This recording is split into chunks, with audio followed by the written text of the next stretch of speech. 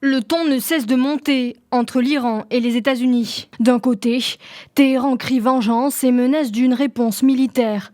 De l'autre, le président américain Donald Trump menace de détruire 52 sites iraniens.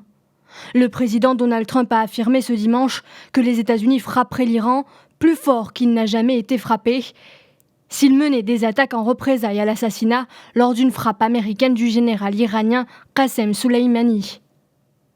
S'ils attaquent encore, ce que je leur conseille fortement de ne pas faire, nous les frapperons plus fort qu'ils n'ont jamais été menacés auparavant. L'armée iranienne, de son côté, a répondu dimanche au dernier défi de Donald Trump en disant en douter que les États-Unis aient le courage de frapper 52 sites en Iran, comme en a menacé le président américain. Depuis l'assassinat dans un raid américain vendredi du général, architecte de la stratégie iranienne au Moyen-Orient, et d'Abou Mehdi el-Mohandis, l'homme de l'Iran en Irak, le monde entier redoute la déflagration.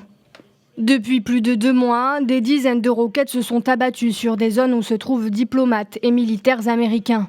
Elles ont tué fin décembre un sous-traitant américain dans ce que les experts qualifient de guerre par procuration entre l'Iran et les États-Unis sur le sol irakien. Washington a de son côté annoncé le déploiement de 3 000 à 3 500 soldats supplémentaires dans la région. Et face à cette situation extrêmement tendue entre l'Iran et les États-Unis, nombreux sont les pays qui appellent à la retenue. Pékin demande à Washington de ne pas abuser de sa force. La Chine s'est d'ailleurs entretenue avec la Russie et la France, ses partenaires au Conseil de sécurité de l'ONU.